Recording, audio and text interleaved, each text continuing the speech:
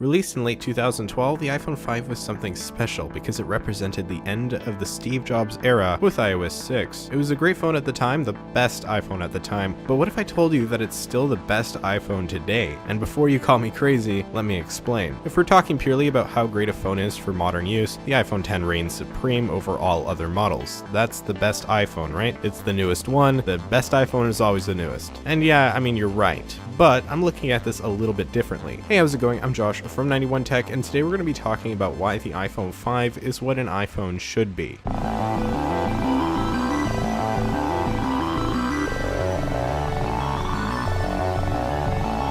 What makes the iPhone 5 great isn't just the hardware, although that definitely helps. And while the iPhone 5 actually performs really well considering you can find a used one on eBay for like 50 bucks, this also isn't really a main factor. The reason the iPhone 5 is the greatest iPhone in my opinion is because of its longevity and support over the years. And before I go too much further, I do have a full video on using the iPhone 5 in 2018 that I did yesterday if you'd like to see that, link down in the description. The iPhone 5 was supported all the way up to 2017 with iOS 6, 7, 8, 9, and of course 10. First off, I think we gotta say it's very impressive that Apple would support a phone for this long, so major props to them for that, but support by itself doesn't do it. The iPhone 4S also had just as many iOS versions, and yet I've said that it was a complete disaster. So why is the iPhone 5 any different? Well, it's because the iPhone 5 performed very well on each and every one of its software updates, even its latest. While the iPhone 4S on the other hand slowed to the pace of a snail on iOS 9, the iPhone 5 was able to keep chugging along pretty nicely on iOS 10. This is what makes the iPhone 5 what an iPhone should be. It never slowed down to the point that it was unusable throughout its entire lifespan. In fact, you could even say that it's not even obsolete yet. While it's no longer supported, the latest version of the majority of apps will run on it without issue and will continue to do so until the release of iOS 13. Also, I'll quickly mention here, yes, the iPhone 5C is basically the same as the iPhone 5 and was also stopped on iOS 10. However, because it was released a year later, I think the iPhone 5 better represents what an iPhone should be, and so I'm gonna just continue talking about that one. But for the record, Apple also did well with the iPhone 5C. Now don't get me wrong, iOS 10 isn't perfect on the iPhone 5. Battery life isn't amazing, I've heard a lot of people having it bad. There's definitely slowdown on the phone, and it's certainly not what it used to be on iOS 6, but at the same time, it's still pretty solid, and considering that in giving up some speed you're receiving years and years of support, I'd argue that it's worth it. The iPhone 4S was killed by iOS 9 in the sense that while it did get an extra year of app support, performance-wise it was absolutely terrible, to the point where it wasn't worth the update. The iPhone 5 from iOS 9 to iOS 10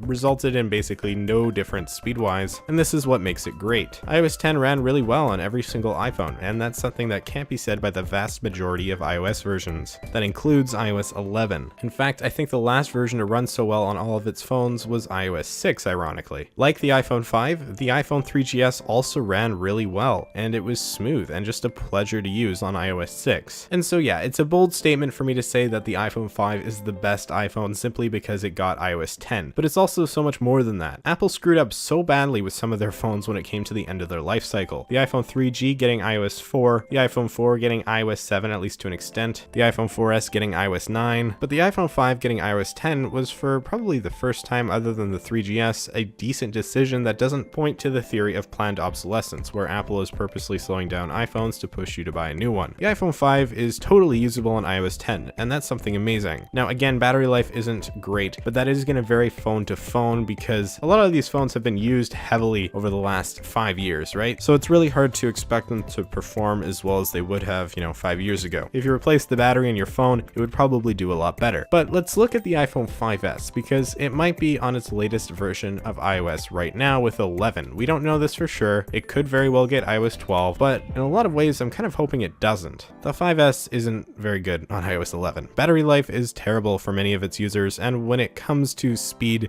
there's a lot left to be desired. But it does work, and while I'd say the iPhone 5 on iOS 10 is perhaps a little bit faster for basic tasks, the 5S is still very usable in 2018, even if it's not the optimal experience. And I'd really like for it to stay that way. iOS 12 is supposedly going to be mostly a performance update, an update that'll fix bugs and not bring too many new features. The same was said with iOS 9, and I mean, we saw how that turned out. Don't get me wrong, if the 5S can handle iOS 12, then by all means let it update, but otherwise keep it on iOS 11 so that users don't feel like they have to upgrade just because their phone is too slow. The iPhone 5 is what an iPhone should be. It was consistently a great performer throughout its lifespan, with solid build quality and great support. And while there are more factors to the situation with the iPhone 5, like having a full gigabyte of RAM and overall just actually having pretty decent hardware, the fact remains that it's still the best iPhone retired so far when it comes to longevity. Hopefully, as more and more iPhones retire, we start to see the trend that started last year continue, and Apple doesn't kill more iPhones like they did with the 4S. And so that's why the iPhone 5 is the best iPhone. It's because it's lasted the longest, and it's always done really well no matter what version of iOS you've been on. That said, hopefully it gets beat, whether that be by the 5S, the iPhone 6, 6S, 7, 8, 10, whatever it may be. Hopefully Apple can top what they've done with the iPhone 5 in the near future. And I think that's where I'll end this video. Thank you so much for watching. The iPhone 5 is just a really great phone, and it's really hard to believe when you use it that it's already almost 6 years old. If you found this video interesting, make sure you hit that like button and consider subscribing for more content just like this. Follow me on social media, direct links down below, and comment your thoughts. Is there a better iPhone than the 5? Is my argument kind of flawed here? I'm curious to see what you all think. Thanks again for watching, guys. I really do appreciate it. With that all being said, I'm Josh from 91 Tech, and I will see you all next time.